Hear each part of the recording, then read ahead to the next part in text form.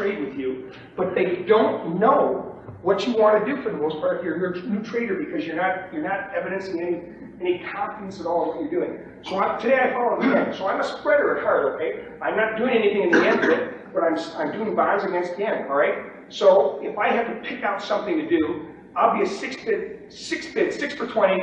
Are you at 7? Still 2 at 7. 6 for 10, 6 for 10, all the time watching what's going on in the pit, okay? Now, if a broker wants to help you, he says, God, that guy's 6 for 10, and he goes to you. More importantly, how many have you noticed, you new traders, when you're in that pit, how ridiculous it is when you yell, 6 for 10, sell 10 at 7, and you can hear your voice, you know, God, you get embarrassed and all that other stuff.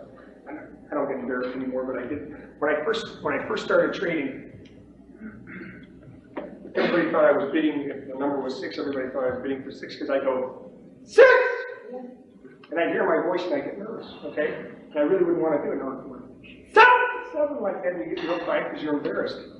If you have a reason for doing what you're doing, it's a little easier to be loud, okay? And if you're loud, we get into another concept. It enlarges the pit size that you trade in, okay? It enlarges the pit that you trade in. So, to summarize the idea of spreading, and I spent a lot of time on spreading, and I shouldn't have, but I feel strongly about it. If you're in a market, and you don't know what to do, and you don't want to stand there like an idiot and go 6 minutes 7, 6 minutes 7, 6 minutes 7, and he has 20 to buy, and he buys them from him because he's saying 20 at 7, sell 20 at 7, and he has 10 to sell, and he sells it to him because he says 6 for 10, 6 for 10. Come up with a reason for bidding, and come up with a reason for offering. The easiest way to do it, without knowing a lot about everybody's position, is to do it against another market, okay? So if you're going to follow the yen as an example in the bond bid, and the yen breaks, become an aggressive bidder, become a loud, aggressive bidder. 6 for 10, 6 for 20, 6 for 30, or whatever. Now, once you get it, if you're a new trader, you may want to get rid of it, but at least you got the trade. And that's 3/4 of the battle. Getting a trade is 3/4 of the battle, not half the battle, okay? And you're an aggressive offer, so you're a spreader. One of the things you spread against is outside markets, you spread against the yen. What's another thing you spread against? You spread against the front month, okay? I see the big dogs up there, and I see Jay Nolan shoveling shit to the big dogs, okay? He saw them 100, 500, 500, 500, 500, 5 like that. I know it's just a matter of time before it's going to go 5 sellers. So what am I? Well, at the very least, I'm an aggressive 6 seller. Now I'm spreading the front month against the front month. I'm spreading my bid against his bid. I'm offering 6s because he's selling 5s, okay? Now it's 5 bid at 6, but I'm offering 6s and I'm offering them aggressively. Now why is that good? Why do you want to offer and bid aggressively? Because if somebody wants to help you, they're going to trade with you if you're bidding and offering aggressively. If you're not, they're not going to trade with you. Brokers want to help you because they feel guilty. They want to help you, but they don't know what to do. When you're an aggressive seller, they know what to do. I got 20 to buy, sold! Okay? They don't know what the market is. Or they do, and they're doing you a favor. Okay? Now you got that 20 at 6, and they've got all those 5s. And they're bidding for them, and they're bidding for more. You know it's bullshit. Okay? You got your 20 at 6, and you wait for it to go 5 sellers. Okay? Or you bid 5. Now, you've sold 6s, guess what? You're an aggressive 5 bid. 5 bid, 5 bid, 5 bid, okay? A broker wants to help you. He knows what he can do for you. He knows you want to do something. For you to be 5 bid at 6, 5 bid at 6, a broker has a 10 lot to buy. He doesn't want to stick you. He doesn't want to hurt you. He doesn't want to buy 10 at 6 from you if you don't know how to handle it. And he doesn't want to buy 10 at 6 from you if you don't want to sell it. If you're offering 6s, you're offering 6s because something happened in an outside market or something happened in your market. And you saw something transpire on the top step, or you saw something transpire in the middle month. So you become an aggressive offer or an aggressive bid. I have a note here. Brokers don't want to trade with losers. Everybody in here that's ever processed paper or brokered paper knows you don't like to stick a guy. Nobody likes to stick you. Okay? If you're 6 bid at 7, 6 bid at 7, and they sell you 10, and all of a sudden they go 6 sellers, and they see 5, they see you taking a loss, they don't want to trade with you anymore. They don't want to hurt you. They don't want to be responsible for you losing, okay? Brokers don't like to trade with losers. And they don't like to trade with people that don't evidence self-confidence. You've got to act like you want those 6s. You've got to act like you want to sell those 7s. Spreading, how does that come into play? I want to sell 7s because, not because I'm a genius, because I know that bonds are going to go down 2 ticks. I want to sell 7s because something transpired in another market that's going to weaken the bond. Okay? It's going to weaken the bond market. So I'm an aggressive seller. If something happened in the yen, or oil, or in the commodities basket, or in the Dow, or I hear the note guy screaming, okay, or I see something transpiring in the top step, or I see something transpiring in the middle one, or in the back one, I want to be a seller. Now, I don't have to live with it. Sell 20 at 7. Sell 20 at 7. Forget that. 6 for 10. 6 for 10, okay? I don't have to live with it. But when I offer it with meaning and I offer it with vigor. So a guy, if he wants to, will trade with you. Now remember, you offer 20 at 7 and a big dog's loaded, okay? He's long, he may want to shut you up. Okay? He may want to buy your 7s, even though he's long at 6. Because he wants to shut you up. And there's some guys in the bond market that made a tremendous living, you know, getting shut up on a regular basis by guys that don't want to scream, okay? If you're allowed a trader, everybody in the time knows that. Yeah, we get nice stories about that, we won't. Everybody wants to trade with you if you want to trade. If you go to a pit and you want to trade, people want to trade with you. But if you don't know what you want to do, they don't want to trade with you. And if you're 6 bid at 7, 6 bid at 7, they don't know what the hell you want, okay? So you're going to have a reason for offering it and a reason for bidding for it. Okay, the concept of your personal bid size. My bid size when I was 6 bid at 7, 6 bid at 7 was about this big, okay? And somebody says, say it 2 at 6, okay? Okay. 88 or 8706, I bought 2. What's your house? What's your brokerage firm? And you write that down on the card, and that's how you lose, okay?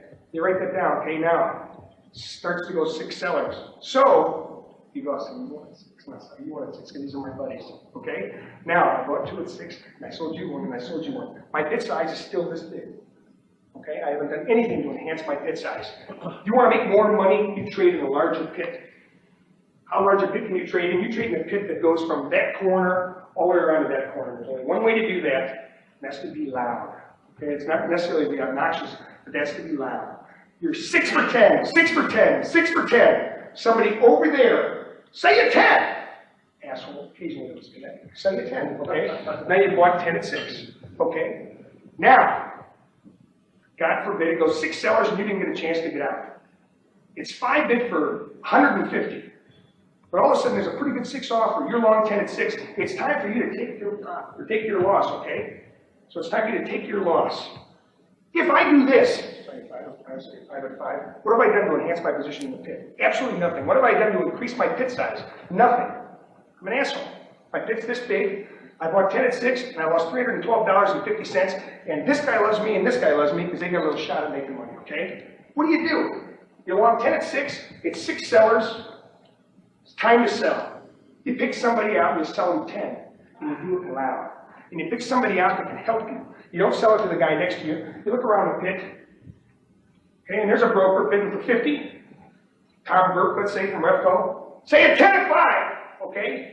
You sell him 10 at 5. You put your name on the card. What was that card? Okay? You've just enlarged your pit size.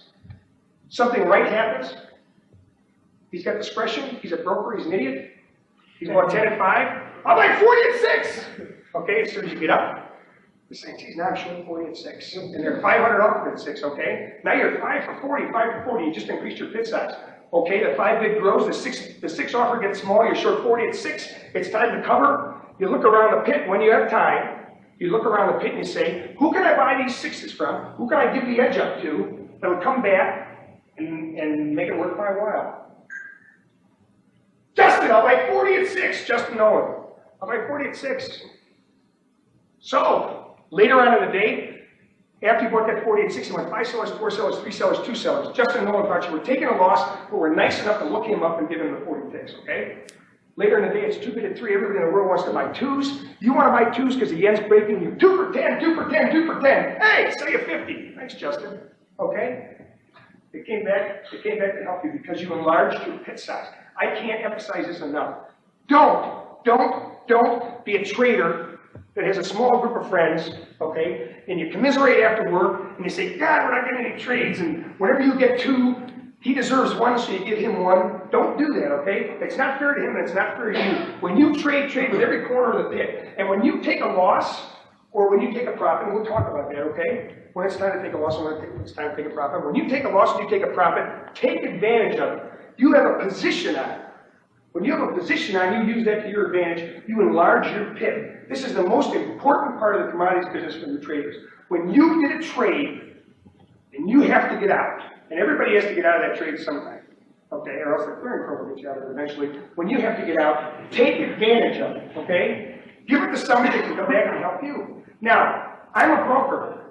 This is an open outcry bid. I've got 100 to sell. There are 50 guys that want to buy 5s, and there are 50 guys that want to sell 6s, okay?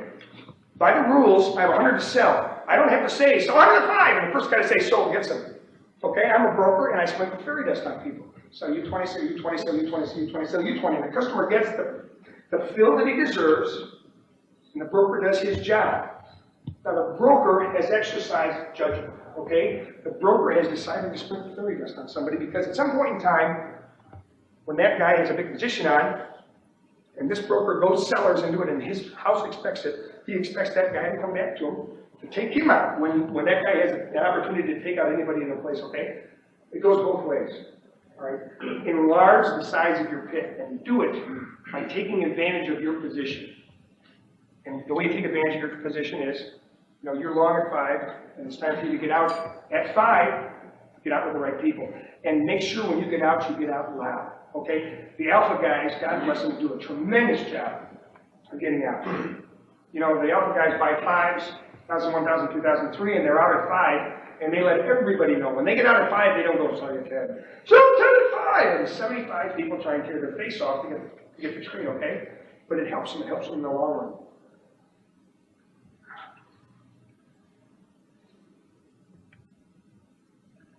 Okay.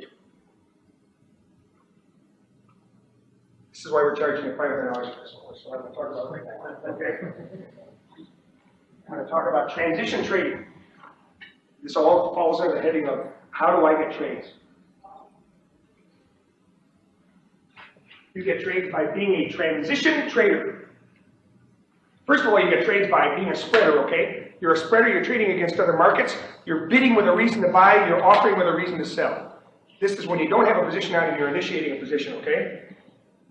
You get trades by enlarging your pit. You finally get a trade on, and you take advantage of it, okay? Remember, for all the time you spend in that pit, there's probably 6 nanoseconds a day where you have a position on, okay? Good traders have a position on from the time the bell rings. So I was going to say from the time the bell rings at the end of the day, but there are some of us who are idiots that carry positions even past that last bell, okay? And we have them the next day. Good traders have positions on all day long. If I have a position on, if I'm long 105 and you're flat, and a broker says 6 for 10, who's going to win? Who's going to get to him first, you or me? I'll beat your ass. Because I have a position on, okay? I know what I want to do. I want to sell 6s. More realistically, if I'm short at 4, and a broker says 6 for 10, I'll beat your ass. Because I don't want you to get short at 6, trying to buy 5s, okay? If I have a position on, you can't believe how fast I get. If you have a position on, you can't believe how fast you get. You get smart and you get fast. But unfortunately, new traders have a position on about 6 nanoseconds a day, okay? So you're 6 for 1, and finally somebody says, sold! And before you can card it, sold 1 at 6! Oh, God, that was close. They could have done man sales. They could have done man sales. Well, I had it one time. Reagan could have died.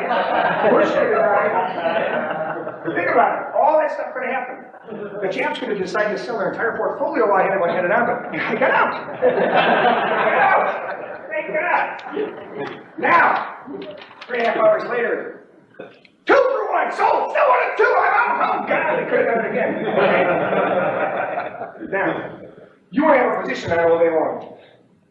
You have a position on all day long because you bid with authority, you offer with authority, you enlarge the size of your pit, and you become a transition trader. What's a transition trader? Transition trading is a nice way of saying you steal trades until you become a trader. 95% of the guys in the bond pit, and probably 95% of all the guys in all the pits, steal trades, that's how they become traders. What does it mean to steal trades? And am I telling you you should steal trades for a living? Absolutely not. What I'm telling you is you want to be absolutely involved in whatever happens in that pit, okay? And if it's 6 bid at 7, and it goes 6 sellers, ding, ding, ding, there's an opportunity for profit, okay? When it's 6 bid at 7, 99 out of 100 times, you're not going to make a damn nickel by buying 6s and selling 7s, okay? It's 6 bid at 7. No one's going to sell you 6s and buy 7s from you because you're good looking, because you're a new trader. It just doesn't happen. You want to play, you got to get into the market any way you can. How do you get into the market? You become a transition trader. What's a transition trader? It's 6 bid at 7. Sell 506, say 10. Okay, there were 10 bid for right there. Now, you sold him 10 at 6 because he wanted to sell 500. All right, did he get filled? Absolutely, that's your 10. Now it's 6 sellers and you're short 10 at 6. Congratulations, you're in the market. You're playing. When you're in the market, you make money. When you're not in the market, you don't do anything. Okay, when you're in the market, you're playing. Transition trading is a very, very touchy subject. I'm not telling you to go out and steal trades, okay? But listen, this is the way the world is. 6 bid at 7.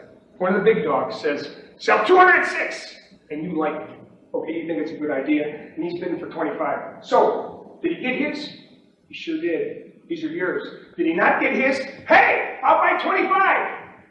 Ooh, an honest guy. Somebody like me appreciates that. You know, and believe me, they remember it forever. Say 25. Did he get yours? I'll buy 25. I'm off. Fuck you. Okay. A little later in the day, big shot. Sell 206, say 25. Hey, that's my market. Ooh, you were off last time. Remember that? Okay. What's fair is fair. It's a hard, hard life, okay? And it's a tough world out there. You want to be in the market. When the bid changes and the offer changes, you want to be in the market, okay? That's when the opportunity for money happens, when the bid changes and the offer changes. Okay, so you're there. You know what you want to do. You see 6s trading, you're an aggressive 7 seller. But by God, you're ready to go to 6, okay? Anything can trip your wire. So somebody says, sell it 6. And they want to sweep the market, okay? You help them sweep the market. You sell him his 25. You give him his 25 because he deserves it, because he was sweeping the market, okay? Guess what? Later in the day, later in the week, later in the month, that'll come back tenfold to you. More importantly, because that's esoteric, I think, more importantly, if he doesn't want it or he gets filled, that's yours. Now, here's another situation. 5 bid at 6. Sell 10 at 5. Sell 500 at 5, okay? The guy that sells 10 at 5, it's his market. You sell 25. Did he get filled? I never got my 10 lot. I'll buy 10. Hey, that's my market. I offered 500 at 5. Bullshit. He was first. He offered 10 at 5. It's your market. You're in. You're short 15 at 5 in the market where you want to be short. Because Big Dog wants to sell them, okay? Transition trading. That's how you get the trades, okay? Don't steal trades. Don't steal them. When the market changes, you be part of the action. Now, how are you part of the action? Okay, it's 6 bid at 7. Identify the 6 bids. Who's a 6 bid? How far is he from you? How far is he from you? Ideally, you're close enough to these guys where if it goes 6 sellers and he gets filled, the guy that turned to 6 sellers, you can get these, okay? Ideally. Now, remember, that's got to do with bid position too. If you're a broker and I'm here, okay, and he's standing next to you, and I know you're bidding for 25, and all of a sudden Big Dog says, sell 506. Say 25, okay? By the time I do that, the guy next to you is already grabbing this and sold. Okay, so proximity means something. The closer you are to a trader, the easier, or a broker, the easier it is to get a trade. Now, understand also what the positions are of the locals around you, okay? So, here's John Doe. He's short 10 at 7. You're an aggressive 7 seller. He's a lucky dog, okay? He's short 10 at 7. You're an aggressive 7 seller. And boom, 6 sellers, okay? You're offering him 6s because chances are he's going to take his profit. You're in the market. You're a transition trader. If he's short 10 at 7 and it goes 6 sellers, sell it at 6, sell 500 at 6. Sell 500 at 6, okay? And he doesn't go, I'll buy 10, I'll buy 10. He's not doing it, okay? He's 5 for 10, 5 for 10. And then he goes 6 for 10, okay? It's your market. It's not anybody's market. It's anybody's market at that point in time. Do you understand me on that one? Okay? Now these are tough questions. I think the guys that trade in market know that I feel pretty strongly about people that steal trades. Okay? And sometimes I get vocal about it. And I don't like it. I don't like when people steal trades. I think if you make a market, you ought to get filled up. And I think there are a couple guys in the market, when they make a market, they go sell it at 6. And that means if you're bidding for it or thinking about bidding for it, or your mother wants them, you know, buy it from me. There are an awful lot of guys in the bottom pit that go, sell at 6! Boom, boom, you're trying to buy 500 from them and they say, okay? Those are the guys you make a living on, if and when they become transition traders, okay? Or even when you get an opportunity to be a transition trader. Now, I think transition coverage. Does everybody understand what I'm talking about? You want to get in the market, okay? And you want to get in the market and you want to do long at the bid or short at the offer. How do you do it? You're standing in the pit. Somebody says, sell it at 6. Sell 300 at 6. Justin Nolan says, sell 300 at 6, and they're 125 bid, okay? So, you sell them as 25, you give the 25 to Justin, I promise you it'll come back to you. It'll come back to you, okay? Not only that, you've done a trade. Now, remember this, there are a lot of people in a lot of pits that lose money, okay? And there are a lot of people that try and turn it sellers when they're never going to turn it sellers. They're trying to turn it bid when they're never going to turn it bid. So don't get in a position where every time somebody says, sell 106, okay? And you know everybody sold 7s, just because they're doing it, say 25, because the first thing you'd be doing is buying 25 at 7, okay? Don't do that. When you're a transition trader, you're a transition trader because you're saying in your mind, I want to be a 7 seller. But if the opportunity presents itself, I'll be a 6 seller because I want to be short at 6, okay? I can't tell you how important it is, and I can't tell you how it changes your life. When you're a new trader and you're standing in the pit, you don't have a position on it. You're looking at the tiles in the ceiling. You're like me when I started out. My God, they've got microphones in the ceiling. And I'd stand there and look at them. I'd look at this and think, that's ridiculous. You know, and the guy next to me, 6 for 100, 107, 6, and I wouldn't even know what he was talking about. Wouldn't even care because look at the people in the visitors gallery, they're Amish.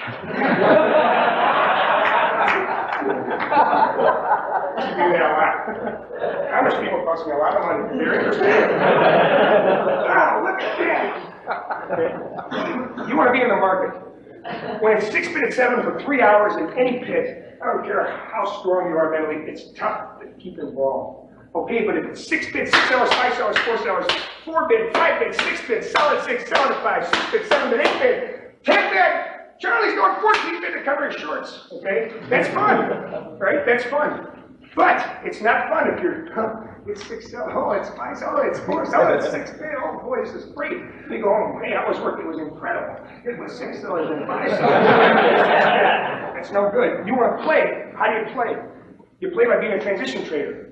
You want to be a 7 seller, it's a light 6 bid. Justin says, sell 206, say 25, I'll buy 25. I'm okay. I'm short 25 at 6. Gee, that's the biggest trade I ever had. Do I want to be short at 6? Sure, it's 5 sellers. Okay, now, we'll talk about taking profit later. Okay, transition trading. I'll tell you how to buy those 5s. Transition trading. Gentleman stealing, okay? That's how you trade.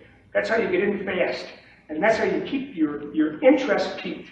And remember, if you have a position on it, I guarantee you, you're not going to believe how fast and how smart you are. Okay? If I don't have a position on it, well, maybe not me because I'm stupid, okay? But if somebody doesn't have a position on it, and a broker says, say 10-6, before you go sold, you go 10-6.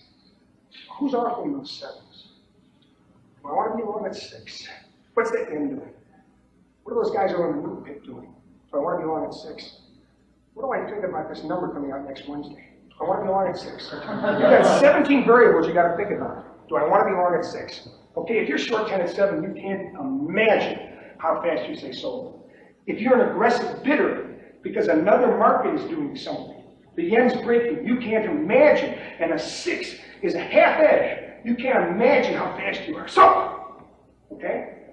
All of a sudden, you get fast. You get fast. I used to go home at night. There was a kid in the bathroom named Jeff Abrams.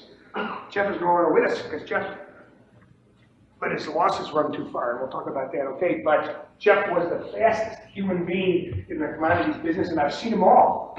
He was the fastest. He was faster than Henry Shankman. He was faster than Bobby Goldberg. He was faster than Johnny Musso. He was the fastest man I ever saw.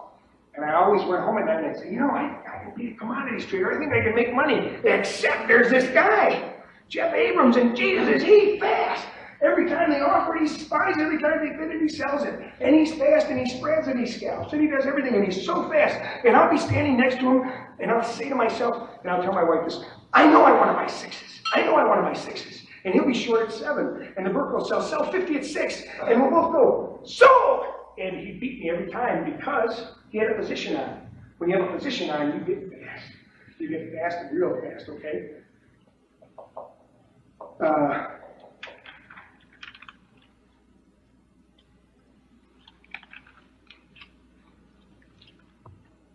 I don't think I want to say anything more about the trades, other than I almost did. Okay, does everybody understand the concept of transition trading? Does anybody have any questions about it? Does anybody have any questions about the concept of bidding and offering against another market? Does anybody have any questions about taking advantage of your pit and enlarging your pit size? Okay. One other thing. I said it before, and I'll say it again. Brokers want to trade with people that aren't losers, and they want to trade with people that sound like they're making money, that sound confident. How do you sound confident? A kind of an interesting test is you're at home and you're alone. And you say 6 for 10, and you say a little louder, 6 for 10, 6 for 10, 6 for 10, and you yell it, okay? Are you yelling it in such a manner that it doesn't sound like you're dying, that it doesn't sound like you're scared to death, that it doesn't sound like you're not scared but really are scared, that's why you don't sound like you're scared? As an example, a lot of guys I know talk like this, and if they increase their decibel level, they talk like this and talk like this and talk like this, and they go 6 for 10, 6 for 10. But because they're unsure of themselves and uncomfortable and everything else, when it's time for them to bid, they go 6 for 10. And you've all heard that in the pit. It's kind of a cute trick when you're starting out, because people go, hey, whose voice is that? Okay? After a while, they think you're an idiot, and they think you're unsure of yourself. One thing you want to practice is getting your decibel level up. And let me tell you something, there's nothing more important than a big decibel level, I think, in terms of enlarging your pit size, other than trading humongous size. Get your decibel level up by practicing. You talk in a speaking voice and bring that speaking voice up. Because you don't want to put strange inflections in your voice whenever you bid. And one thing you don't want to do when you're bidding 6, 10, you listen to yourself and you're embarrassed and you go, oh, geez, golly. And you bid it once and then an hour later you bid it again because you were embarrassed the first time you did it. You want to get to the point, and this is a real good key to know when you're going to make money trading commodities. You make money trading commodities when you bid for it and offer it and you don't particularly hear yourself. Okay? When I offer it, I don't hear myself anymore. Sometimes I do. The last 4 days I heard myself. The last 4 days I couldn't believe when I heard it, as a matter of fact. When you offer it, and you're not going, God, was that my voice? Like that, then you're a jerk. You're not going to make any money. Practice high decibel levels. We have a broker in the bond pit that stands on the pit on the other side of me. He's a 500-lot broker. He could stand there in an empty pit and scream at the top of his lungs, and I couldn't hear him on my side of the pit. I'll never, as long as I live, understand how I really got a deck as big as he did. But he did, okay? You got to have a big decibel level. And there's got to be something in your voice that says, hey, I want to trade it.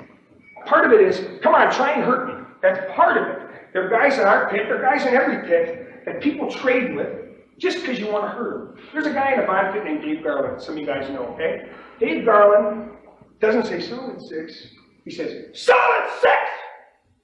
Fuck you, basically, okay? And if you have a chance, solid! You an asshole, okay? And that's what he does. He's a confrontational trader, and that's how he gets his trades. He offers it in a confrontational manner. He gets a lot of trades. I don't believe in the confrontational approach, but I think what you have to do is you have to let people around you know what you want to do.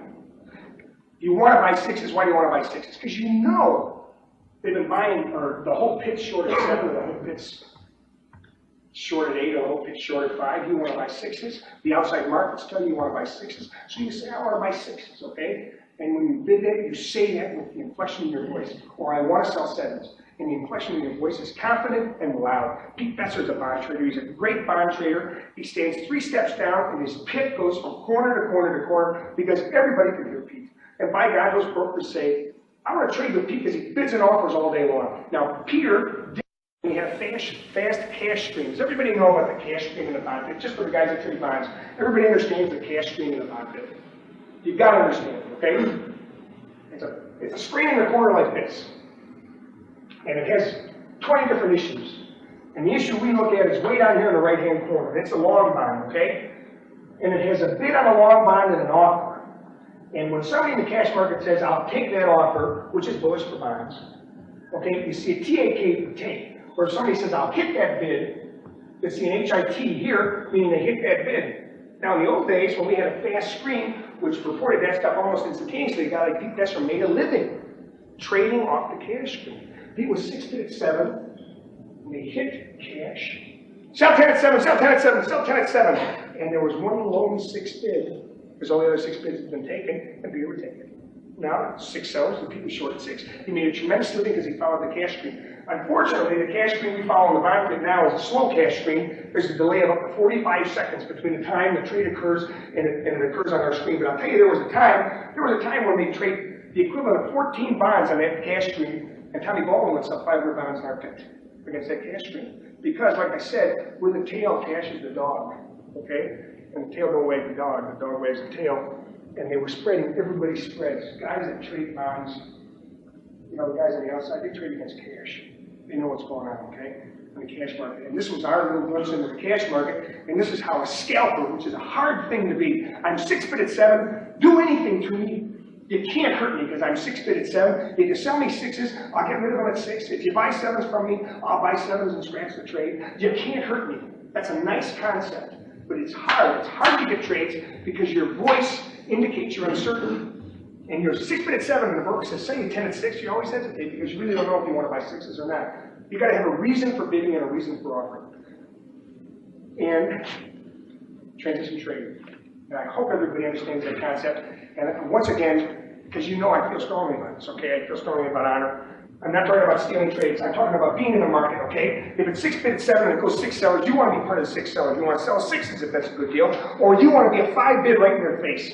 The yen's ticking down, ticking down, ticking down, ticking down. You know the pit's short, okay? And it goes 6 sellers, you're a 5 bid right in their face. 5 for 20, and you're loud, okay? I know idiots in the bond bid that throw out 10 lot, 20 lot, 50 lot high quotes. Occasionally you'll get one of those. Okay. How do you take a loss? Chapter 3. Is taking a loss important? Yeah. Why is it important? I put a star on this one too. Why is it important? Because if you don't take your losses, you can't play with us, okay? Because we're going to chew you up and spit you out and get rid of you. You got to take a loss. Before I get into the specifics of taking a loss, let's go back a little bit to the concept of enlarging the pit. When you take a loss, it hurts. And it should hurt, and I said it before, and I'll say it again. Nobody should be a good loser, okay? Don't be a good loser.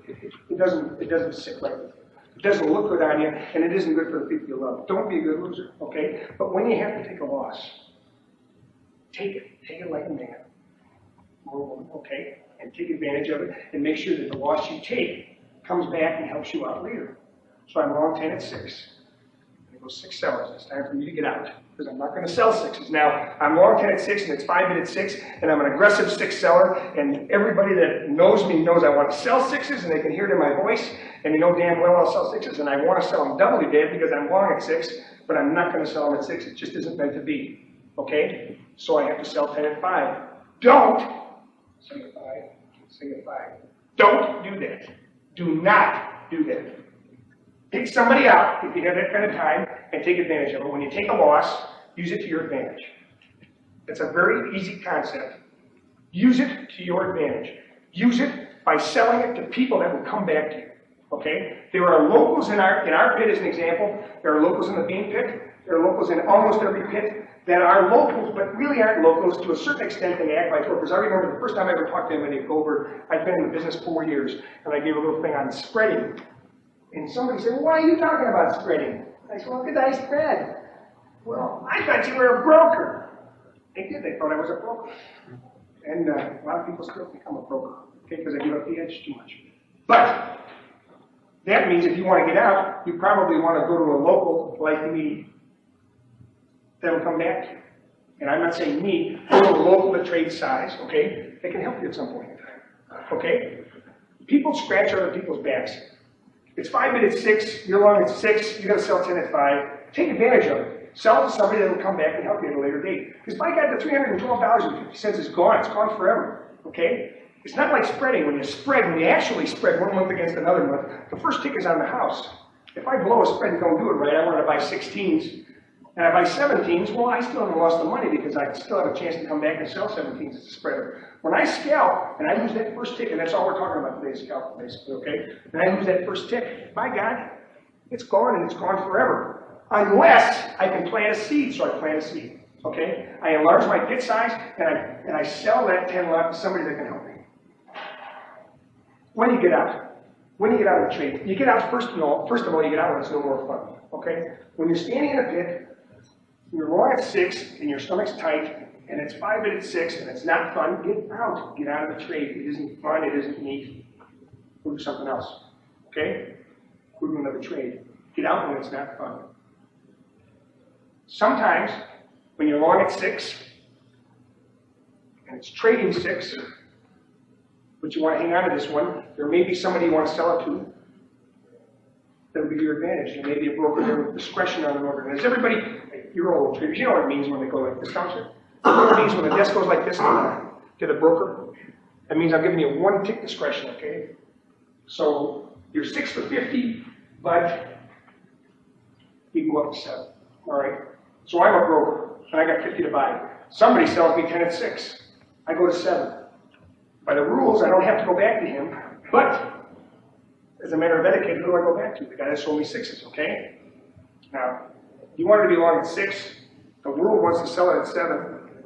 You sell 10 at 6 because you were long there, now you're short 47, that's the greatest trade you'll ever make, okay? That's not, keep that in mind. Discretion helps. Go to people that can exercise discretion on their trades when they're taking a loss. So you get out when it's no fun, you get out when it's to your advantage.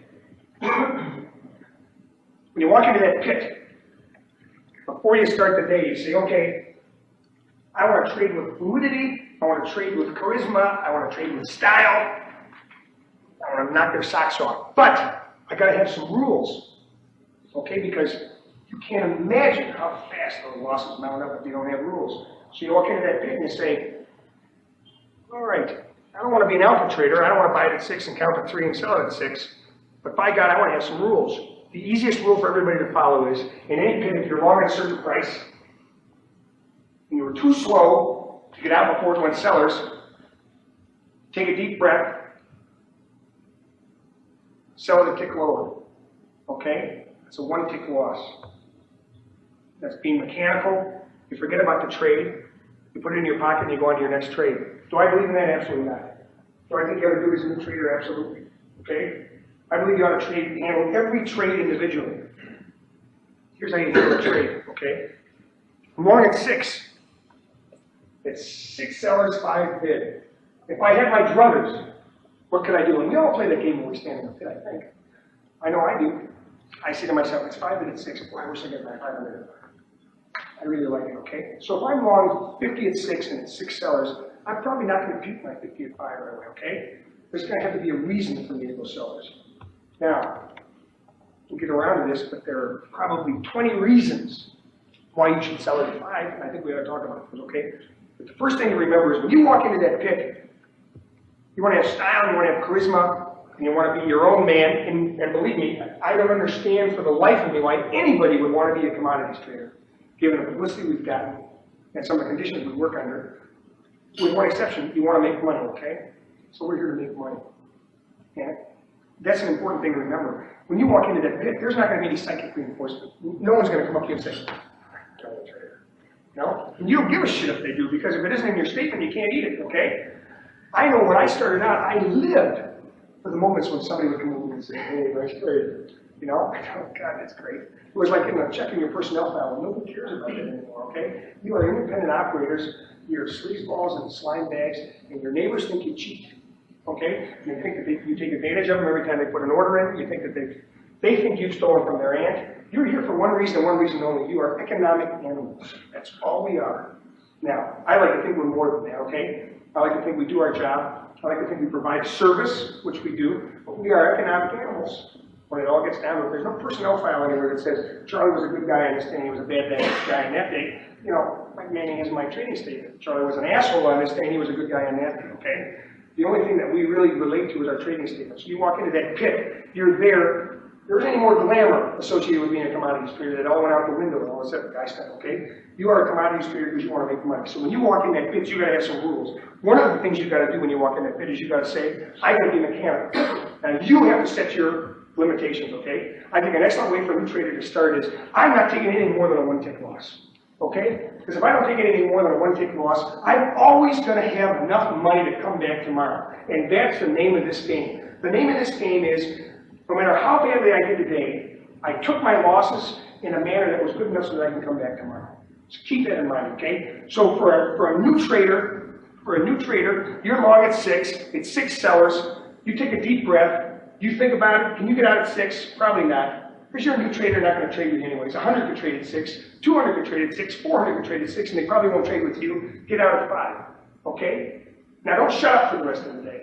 Catch your breath and keep trading, okay? And understand what went wrong. Now, the longer you trade, the more trades you do. I always thought a rule of thumb I had was you had to do 4,000 or 5,000 trades before you've been faced with everything. Now, being faced with everything means you're long at 6, match sales, it's even sellers before you know it. Okay? You have to handle that. You're long at 6. Greenspan says something, it's 12 bid. Okay, now you know what to do with the 60 profit. You experience the 60 profit. A broker sells you 10 at 6, sells you 10 at 5, sells you 10 at 4, sells you 50 at 3 before you know it, and you don't want that much, okay? But you have to puke it. Okay, that's a new experience. A broker buys 200 from you right out of the blue, and you have to scratch or take a loss. That's a new experience. It takes 4,000 or 5,000 trades, I think. 4,000 or 5,000 contracts traded before you've experienced everything. Now, once you've experienced everything, you're okay. But in the interim, okay, you have to build up your time served with positions on. And that's what trading is all about. The longer time you serve in a pit with a position on, the more you know about yourself, the more you know about trading. If I'm long 10 at 6, and I sell them at 6, 3/100ths of a second later, and I get my next trade later that day or early the next day, okay, I haven't learned much.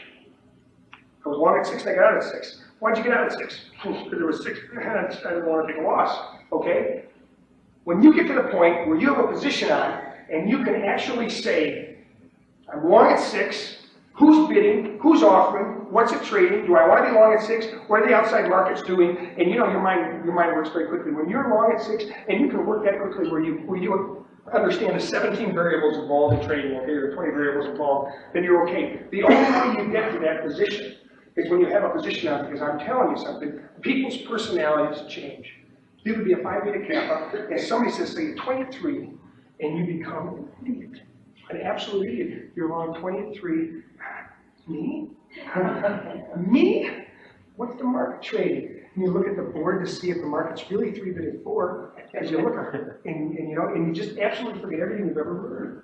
So you have to serve time with positions on. The longer you spend with time on, the better trader you become, because the more you'll understand, and the more you'll understand how to handle yourself when you're fired. Okay? Because it's one thing to be long 10 at 6, and there's 500 bid and 500 offered, and by God, it's been 6 to 7 for the last 10 minutes, and it ain't going anywhere. And I probably won't sell 7s, but I damn well won't sell 5s. That's one thing, and it's quite another thing. And that number comes out. Okay, and you're long 10 at 6, and he says, you want 380? You want 525? You want 620? Okay? It's a whole lot different. You have to handle it differently. You learn a lot about yourself, and you learn a lot about trading, and you learn how to move. And one of the most important things you'll learn is, how do I get out? Now, we've already decided we're going to be mechanical when we walk in the pit. As new traders, we're going to take losses, okay? I take a loss. When I have time, I take a loss and I take it to my advantage. I enlarge my pit size by trading with somebody in a far corner, okay? Now, I'm on 10 at 6, 6 sellers, 5 sellers. How do I get out? Okay, here's one way to get out. Sell 10 at 4, sell 10 at 3, sell 10 at 2, sell 10 at 1. Okay, when it's trading 4 up there, the guys next to you will buy them. All right, and they'll sell them out at 4. That's one way to get out. Okay, there's another way to get out. At all times, know who the brokers are, who the locals are, and what their positions are. You can't tell what a broker's position is or what a broker's order is going to be. Know where to go. When it's time for you to get out, when you don't give a shit, and you want to get out, okay, and your voice gets a little screechy because you just want to get out, Don't offer it to the microphone in the ceiling, because they don't care. The Amish people won't trade with you. Nobody will. Believe me, I've tried to sell it to the gallery. There have been days that, you want them? You want them at even? They don't want them. They don't want them. Nobody wants them, okay? You have to know where to go. Don't offer it to the world. Don't. Offer it to specific people or specific locations within the pit, okay? I'm on 10 at 6, it's time to get out. Sell 10 at 4! No eye contact, no nothing. Who's he talking to? If I sell 4s or I sell 5s, I'll come back and get him, okay? But if he says, sell 10 at 4, and he locks eyes.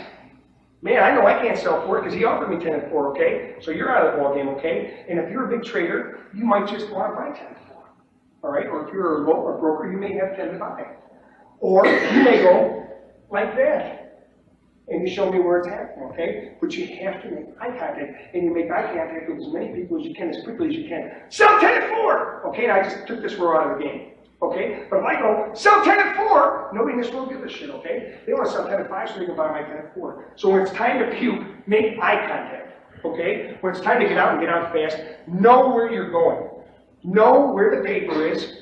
We know in our pits, any pit you trade in, you know where the paper is, you know where the brokers are at the big decks. Those are the most likely candidates. Big locals are likely candidates, okay? Make sure you make eye contact and make eye contact with as many people as possible. Now, one of the ways you make eye contact is you increase the volume of your voice. So if the market's screaming down at your lawn, you don't go, sell 10 at 4 and make eye contact. You let them know you got 10 to sell, okay? And sometimes you let them know you got 10 to sell, and price really ain't no object. Sell 10 at... And you just look for the bid, okay? Or you make eye contact with somebody and say, sell you 10. Sold. I bet you 90% of the big brokers in the bond pit, as an example, if you said sell you 10, they go sold, and they wouldn't negotiate price, but they'd come back to you and say, even if it was 30 at the time and it's 20 now, they go, yeah, I bought that 10 from you, god darn it. And the price was 30, okay? Get out by making eye contact. When it's time to puke, and you can't use it to your advantage, get out by making eye contact and by being loud. And be mechanical.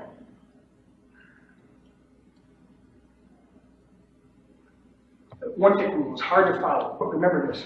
People down here at the Board of Trade that survive have a low puke point. Everybody knows what that is. That means I'm long at 4, I'm long at 2, I'm long at even, I'm long at 30, I'm long at 28. I'm not even thinking about getting out because I don't got a low puke point. I can stay with this stuff forever. No, it doesn't come back. I figured out early on, there were a number of times I was in the pit and I'd be long and the market would be breaking and I would say, God, please make the market come back. Why they wouldn't have said that? I don't think I am. I think a lot of people have said that. You know, it took me 9 years to figure out that the reason why God never let it come back is because there were people in that pit that were as good as I was going, God, please let it break. Okay? So there were people working against me all the time. As many times, I can remember there's a guy in our office who did the best deal ever. He said, God, he was short 10. He's bald and he has a beard. You know what I'm talking about. Okay, he was short 10. The market was a point against him. He said, God, if you let it come back, I'll get out of the business. Okay, there was a point against him. It never came back and he stayed in the business, thank goodness. Okay? So, God doesn't trade bonds. I guarantee you, he doesn't care what you're going to name your next kid. He don't trade bonds. He doesn't care what kind of trouble you're in. He doesn't trade bonds. You've got to have a puke point. When you're long at 4, you don't be looking to buy at 2 unless you've been around a long time, okay? When you're long at 4, you want to get out. Okay? You want to throw those contracts up all over your shoes. That's a puke point. The people that do the best in there are people that have a low puke point. You've got to puke. You've got to get out. When you have a position on that goes against you, you've got to get out. And you've got to make sure that there's something inside you that's always clicking. That's your self-defense mechanism. You won't let you stay with something bad too long. Okay? We should pray is right. Bid tomorrow.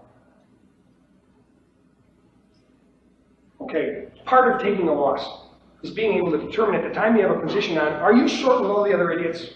Or are you long with all the other idiots? How do you know if the idiots in the pit are long? Now remember this. Okay, I'm a local and I'm long 10 at 6. And you're a local and you're long 10 at 6, you're long 10 at 5, you're long 10 at 7, you're long 10 at 3, you're long 10 at 10. Okay? That's one people providing 7 locals. We're long 70 lots between us. We have an order, just like brokers. We're supposed to sell those 70 lots worst can, because that's the way locals get out. They sell them worst can, okay? So, if Charlie's long 200, and Biz is long 200, Baldwin's long 18,000, okay? All right? And all these little guys over there all got 50 lots, and they're all long, okay? All of a sudden you say in your mind, you know, geez, these guys are long about 700 contracts between them. Now, they have an order. Get out of those 700 contracts, worst can, because that's how you get out of your position, okay? How do you know if you're long and the rest of the pit's long? The easiest way is to be in a position where your sight angle is such that you can see what's going on, okay? Nothing worse than surprises. We had a surprise today, without going into specifics on who's who. We had a surprise today. Somebody in one of the corners, the northeast corner, came out, 6 bid! 6 bid! You remember? Okay? We didn't know what was going on. There were 500 offered at 6. 6 bid! He's a little trader. And then all the other Balfour brokers came out. 7 bid! 8 bid! Because Balfour was covered in 2000. They sold at 01 and 31. And they started in that corner. Okay? When he came out bidding, we knew all the other idiots were short along with us. How did we know? We knew because, number one, nobody was putting a high ball. Everybody know what a low ball and a high ball are? Okay? I'm trading at home. And I see my screen, it's 2 bid at 3, 2 bid at 3. Well, there's 300 offered at 3, okay? And I'm short. And they take the 3s out and print a 4, bang. A high ball isn't really not. The Tribune will disagree with this, but I'm telling you the truth. A high ball is not defined stops, okay? A high ball is to paint a picture for screen traders. You paint a picture, all right? You want a 4 quote out. So the guys that are short are queasy, okay? And they got that feeling in their stomach. These are the traders that trade over the screen. They see that 4 out there, and it's 3 bid at 4, 3 bid at 4. It's 3 for 10, 500 offered at 4. If they're a big trader, they have access to that information, but you're still picking that screen. 4 for 1, 4 for 1, 4 for 1, because you want to paint that screen, okay? Now, the pitch short. It's 2 bid at 3, it goes 3 bid. Where's that 4? Where's that 4? Well, I know I ain't putting it out because I know I'm short. I know all these guys are short and they're not putting it out, so no 4 comes out. So one way to know if you're short with all the other idiots is are there any high balls going out, okay? If you're long with all the other idiots and the market's breaking, you see that low ball coming out? No. Okay, what does that mean? It means you're in the wrong shoe. You want to be a lone wolf, okay? I do. And it's probably to your advantage to a certain extent, not to be in a position where everybody in the pit's long and you're long with them, okay? Because it just doesn't work out. It just never works out because when those people get out, everybody tries to get through that door at the same time and it just isn't big enough. And like I said, when all this, and there have been times in our pit, as an example, on Friday, I would guess between 87.25 and 87.20 on the way down, the pit collectively was probably long. Now these are not speculators, these are day traders and scalpers, probably long 5,000 pounds, okay? And everybody looked at everybody and said, it's time to get out, okay? And we all got out, point lower, all right? It cost people money. You gotta know what everybody else is, and you don't want to be with everybody else, because when they all get out, you don't want to be there, okay? Let's take a loss. Understand pit noise. Everybody knows what pit noise is, okay? Geez, look at all the 7 sellers! Everybody wants to sell it at 7! Is it because they're long at 6? No. No. When does the pit get loud? The pit gets loud when everybody's short and they offer it. Or the pit gets loud when everybody's long. And I say everybody. And it's a term that's all-encompassing, and it shouldn't be, but you know what I'm saying. When the majority of the participants, with the majority of the contracts available for trade are short, if I'm short, you're not going to see me standing there going, 6 for 179, 6 for 179. Okay, I'm not going to do that. I'm not going to tell you what my position is. I'm going to say, sell it at 7. God, please let me sell it at 7 so my daughter can have that operation. I got to sell it at 7. 6 for 179. Sell it at 7. It means more than anything in the world to me to sell at 7, okay? And I'm screaming it and screaming it. And you're screaming it because you're short 10 at 7, okay? So when that pit's loud and everybody's like this, everybody's like this. It ain't because they're long here. It's because they're short. They're short here, they're short here, they're short here, they're short there, okay? And they want the market to go down. Everybody believes that if you don't bid for it, and offering, it'll go down, and I guarantee you that ain't necessarily true. Now what happens? The world's offering it at 7, and the pit noise is offering it at 7, and you're standing there and you're saying, well, if I had a phone on and I was talking to the desk, I would say to the desk, there's 7,000 offered at 7, and there's only maybe 300 bid at 6. Well, as soon as the first 100 trades at 7, what happens to all those offers? The revolver is bang, 7 bid, get me out, okay? Like that. So when the noise is loud and everybody says sell it at 7, there's a chance there's a rat there, okay, a dead rat, right? And you got to understand that. Because one of the things you do when you start out is you say, okay, I want to be a trader, and I want to get into the market, and I want to bid and offer with confidence. So there are 500 people offering it at 7, so I'll say to the broker, sell it at 7, like this. And he'll try and buy it from 7 guys, and they'll go, no, thanks, no, him, okay? And he'll buy the 20 from 7, you're in the market, and before you know it, you're paying 8, 9, 10, okay? Understand pit noise. People get loud when they're faking it. People get loud when they're fake bidding, and they get loud when they're fake offering. And understand that because it's important. Okay. One last thing when you're taking a loss. Make sure you know what the big dogs are doing, okay? When I say big dogs, I'm talking about big locals and big brokers. Make sure you know what they're doing. When a big broker comes out and says, sell it at 5, no number. Sell it at 4, no number. Sell it at 3, no number. I guarantee you, he's not putting a position on, and he's probably not puking out of his position. He's probably processing paper around it, okay? Now, if a big local comes out and says, sell it at 5, sell it at 4, sell it at 3, what do you know from that? You know this. You know that somebody that has enough money to have a big fund or is trading cash is loading that guy up and he's trying to get out of it, okay? So if you're long, there's that puking price. Get out. If you're short, we'll talk a little bit about taking profit later, okay? But you're not going to be the first guy in the world to buy it. When big locals, when big dogs start going for the door, they're probably processing paper. Keep that in mind. And if they're processing paper large enough to affect price action over the course of the next few minutes. Keep that in mind. Another thing about big dogs. A lot of them aren't good fades for that very same reason. Big dogs aren't good fades because they reflect what's transpiring around them, okay? And if it's a big dog flying solo, they're definitely not a good fade because they've got everybody on the wrong side. Big dogs make a lot of money, and they're not good fades a lot of the time. And remember that, okay? If a guy, this is another thing too, in terms of taking a loss. Like I said, you want to make eye contact. The bigger the trader you make eye contact with, the more he feels responsible for taking you out of his trade. I can't explain that to you. All I can tell you is that that's true, okay? If you make eye contact with a big trader and you're stuck and you want to sell it, okay? And you say, sell it at 4, and you make eye contact, all right? Something good will happen in terms of getting out of that trade. It just happens.